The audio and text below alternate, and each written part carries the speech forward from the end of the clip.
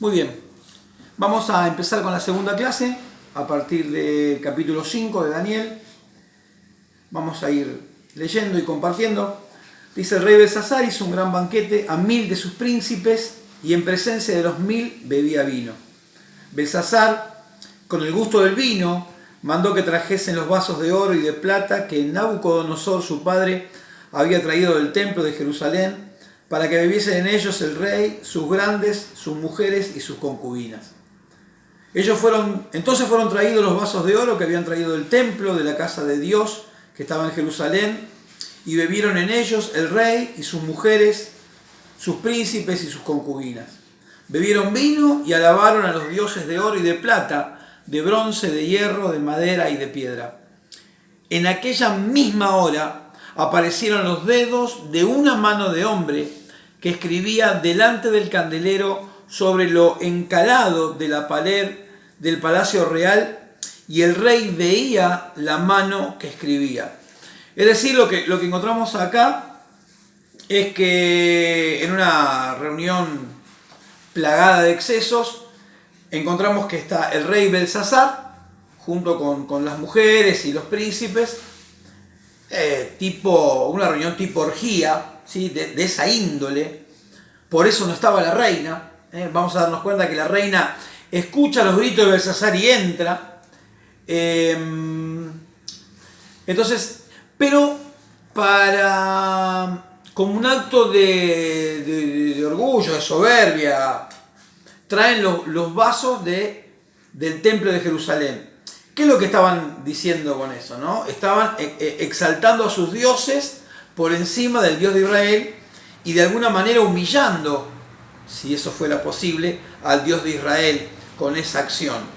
¿Sí? Y en ese momento, cuando ellos toman los utensilios que eran sagrados, que estaban apartados del templo, aparece la mano escribiendo en la pared. Dice el versículo 6: entonces el rey palideció y sus pensamientos lo turbaron y se debilitaron sus lomos y sus rodillas daban la una contra la otra, muerto de miedo. El rey gritó en alta voz que hiciesen venir a los magos, a los caldeos, a los adivinos. Dense cuenta que eso no estaban. Los magos, los caldeos, los adivinos formaban parte de la corte y no estaban en esta fiesta, lo que nos da un poco la característica que la fiesta tenía. Entonces llamó a los magos, a los caldeos y a los adivinos, y dijo el rey a los sabios de Babilonia: cualquiera que lea esta escritura y me muestre su interpretación, será vestido de púrpura y un collar de oro, llevará en su cuello y será el tercer señor en el reino. Entonces fueron introducidos todos los sabios del rey, pero no pudieron leer la escritura ni mostrar al rey su interpretación. Entonces el rey se turbó sobremanera y palideció, y sus príncipes estaban perplejos. La reina, por las palabras del rey y de sus príncipes, en realidad por los gritos quiere decir, ¿no?, entró a la sala y dijo: rey, vive para siempre, no te turben tus pensamientos ni palidezca tu rostro. En tu reino hay un hombre en el cual mora el espíritu de los dioses santos, y en los días de tu padre se halló en él luz e inteligencia y sabiduría, como sabiduría de los dioses, al que el rey Nabucodonosor, tu padre, oh rey, constituyó jefe sobre todos los magos, astrólogos, caldeos y adivinos, por cuanto fue hallado en él mayor espíritu y ciencia y entendimiento para interpretar sueños y descifrar enigmas y resolver dudas. Esto es en Daniel, el cual el rey puso por nombre Belsasar. Llámese pues ahora a Daniel y él te dará la interpretación. Bueno, acá es muy interesante este pasaje. Como les decía, la reina entra por los gritos, ¿no? La reina seguramente era Nitocris, que era la esposa de Nabonido, el padre de Belsasar. El padre de Belsasar no era Nabucodonosor. Esto es un típico hebraísmo cuando se utiliza, ¿no?, como hijo de David, ¿no? Podía ser nieto, bisnieto o más lejano todavía, pero se decía hijo de, como era una expresión de relación, de familia, ¿no? Ahora, uno se pregunta, dice, pero ¿por qué si llamó a todos los magos, los caldeos, los adivinos, y por qué Daniel no vino? Lo que se cree es que Belsasar, cuando asume el reinado, haya hecho un cambio con respecto a los dioses que adoraban, y entonces por ende fueron desplazados aquellos que estaban con Bel y con Marduk para ingresar. La carpeta dice, probablemente Daniel haya sido desplazado de la posición que ocupó con Nabucodonosor, ya que también los dioses de Marduk y Bel, lo habían sido. Nabonido adoraba a Shin, que es la luna, y Shamash, que es el sol. Y lógicamente los sacerdotes de esta casta religiosa ocuparon los lugares de privilegio. Aquí, en el lugar que estamos, en esta porción de la historia, ya pasaron 20 años de la muerte de Nabucodonosor y Daniel tendría aproximadamente 80 años. Sí, entonces, ahí donde nos encontramos, entonces finalmente lo van a buscar a Daniel por la sugerencia de la reina. Daniel fue traído delante del rey y dijo el rey a Daniel, ¿eres tú aquel Daniel de los hijos de la cautividad de Judá que mi padre trajo de Judea? Yo he oído de ti que el espíritu de los dioses santos está en ti y que en ti se halló luz, entendimiento y mayor sabiduría. Y ahora fueron traídos delante de mí sabios y astrólogos para que leyesen esta escritura y me diesen su interpretación, pero no han podido mostrarme la interpretación del asunto. Es decir, que podían leer y entender lo que decía, pero no qué significaba, ¿sí? Entendían, pero era una escritura enigmática, pero podían entender lo que decía. Yo pues he oído de ti que puedes dar interpretaciones y resolver dificultades.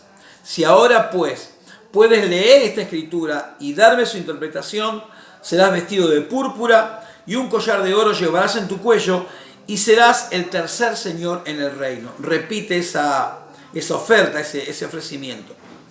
Entonces Daniel respondió y dijo delante del rey, tus dones sean para ti y da tus recompensas a otros. Leeré la escritura al rey y le daré la interpretación. Ya de movida le corta el rostro, ¿no? Y le dice, oh, el altísimo Dios, oh rey, dio a Nabucodonosor tu padre el reino y la grandeza, la gloria y la majestad. Y por la grandeza que le dio, todos los pueblos, naciones y lenguas temblaban y temían delante de él. A quien quería mataba y a quien quería daba vida. Engrandecía a quien quería y a quien quería humillaba. Mas cuando su corazón se ensoberbeció y su espíritu se endureció en su orgullo, fue depuesto del trono de su reino y despojado de su gloria.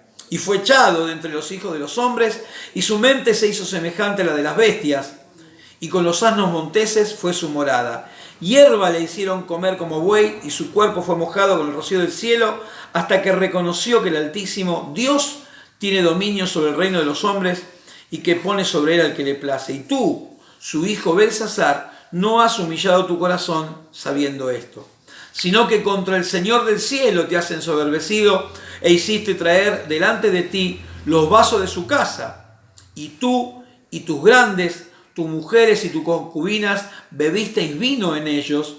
Además de esto diste alabanza a dioses de plata y oro, de bronce, de hierro, de madera y de piedra, que ni ven, ni oyen, ni saben.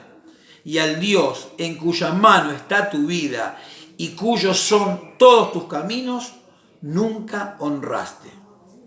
¡Wow! Entonces de su presencia fue enviada la mano que trazó esta escritura. Y la escritura que trazó es Mene, Mene, Tekel, Uparsin. Y esta es la interpretación del asunto. Mene significa que contó tu reino y le ha puesto fin. Tekel significa que pesado has sido en balanza y fuiste hallado falto. Y Pérez significa que tu reino ha sido roto y dado a los medos y a los persas. Daniel lee la escritura y le da la interpretación. Ustedes pueden ver en la carpeta que mene es un verbo arameo, menah, que significa contar hasta el final, delimitar. Por eso le dice, leyó o sea, lo que leía era, lo que decía ahí era que era contado, qué sé yo, pero ¿contado qué? Entonces Daniel le dice, Dios contó tu reino y le ha puesto fin. La segunda palabra, que es tekel, dice, es de un verbo arameo que significa ser liviano, falto de peso. Es lo que lee, lo que decía ahí era liviano, supónganse. Y entonces Daniel le interpreta y dice, lo que significa eso, que fuiste pesado en la balanza y te hallaron falto. Y por último, Pérez, fíjense que primero dice Uparsin y Daniel cuando da interpretación dice Pérez. Bueno, Uparsin es, la U es una I, y Parsin significa triturar, romper, dividir, y Pérez cambia del plural Parsin al singular Pérez debido a un juego de palabras con Persia, ¿no? Persia sería Paras. Bueno, es un juego de palabras del idioma original. Y le dice, tu reino ha sido roto y dado a los medos y a los persas. Esta es la interpretación de la escritura. Entonces mandó Belsasar vestir a Daniel de púrpura y poner en su cuello un collar de oro y proclamar que él era el tercer señor del reino. Si él era el rey, ¿quién era el segundo? Porque si lo nombra Daniel tercero, ¿quién era el segundo? En realidad, Belsasar era el segundo. El primero era el rey Nabonido. ¿Dónde estaba Nabonido? Bueno, ahí en la carpeta les puse una nota. Dice que,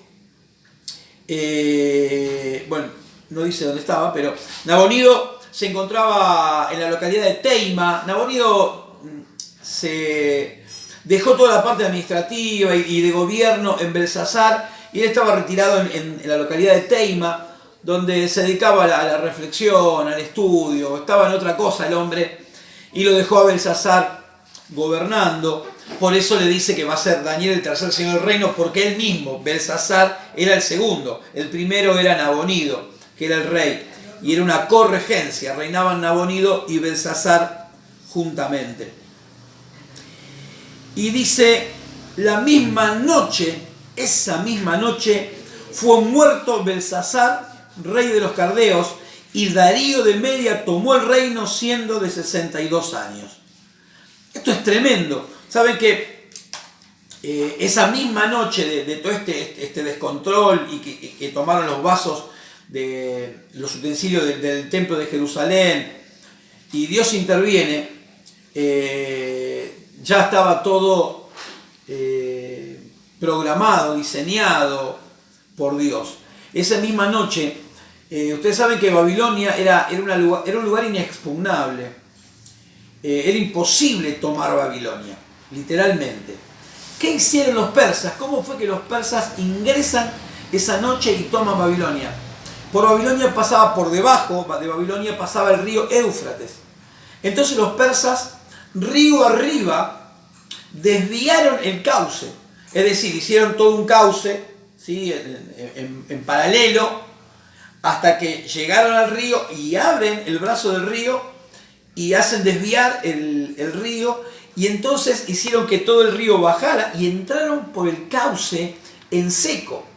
Es decir, que entraron por el cauce del río en seco y entraron por debajo de la ciudad, ingresando directamente a la ciudad y tomándola como relata ahí.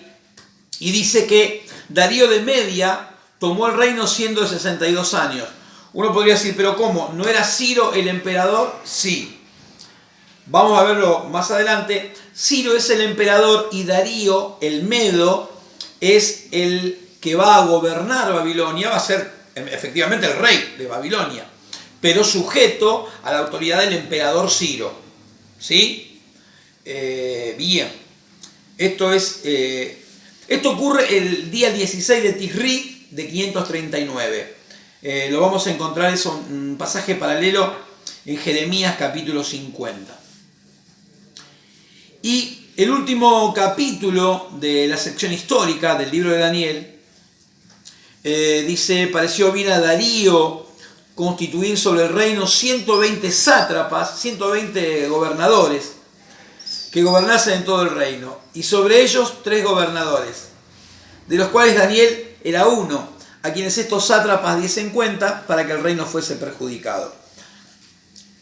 Es decir, puso 120 gobernadores, sobre esos 120 3 que supervisaban todo, y sobre todos ellos a Daniel. Dice, pero Daniel mismo era superior a estos sátrapas y gobernadores, porque había en él un espíritu superior. Y el rey pensó en ponernos sobre todo el reino. Qué interesante, ¿no? Que en Daniel dice que había un espíritu superior. Esto era la apreciación de las personas. El mismo rey Darío, en el poco tiempo que lo conoció, Daniel ya era un hombre anciano, ya tenía más de 80 años. Para ese entonces 80 años era una persona muy grande, muy anciana, porque morían, el promedio de edad era bastante más bajo. Entonces dice que los gobernadores y sátrapas buscaban ocasión para acusar a Daniel en lo relacionado al reino, mas no podían hallar ocasión alguna o falta, porque él era fiel y ningún vicio ni falta fue hallado en él. Es decir, que había muchos que seguramente serían persas, algunos serían medos, y estaban siendo dirigidos, gobernados de alguna manera por un esclavo judío. Los tipos no podían soportar esto y confabulaban y trataban de alguna manera de voltearlo a Daniel, pero no había manera porque el tipo era perfecto, o sea, no hacía ninguna cosa fuera de lugar. Entonces, después de un montón de tiempo de verlo y estudiarlo y intentar y qué sé yo, llega a la conclusión que dicen, no hay forma de acusar a este hombre, sino tenemos que buscar por el lado de la religión. Por el lado de su religión, que no es la nuestra, algo tenemos que encontrar ahí. Así que ahí empezaron a hurgar, ¿no? Y ellos descubrieron que Daniel oraba 3 veces al día, ¿no? Con su ventana abierta, mirando a Jerusalén. Y ¿cuál fue la trampa que tramaron? Dijeron, bueno, vamos a ir al rey y vamos a decirle que cualquiera que adore a otro rey, a otro Dios que no sea él, va a ser, vamos a leerlo textualmente.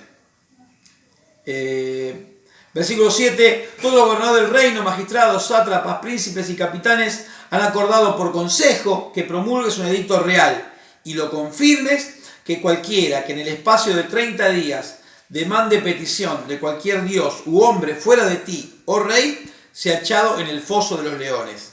Ahora, oh rey, confirma el edicto y fírmalo para que no pueda ser revocado conforme a la ley de Media y de Persia, la cual no puede ser abrogada.